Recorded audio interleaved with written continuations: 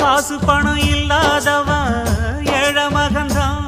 அவன் காட்டோரமா ரோட்டோரமா படுத்து தூங்குறான்.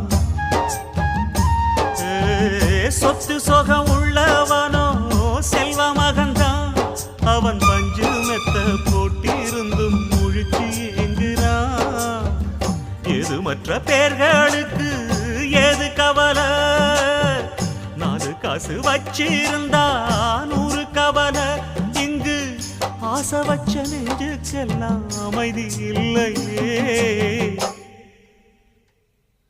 என்ன வேலை அது என்ன வேலை?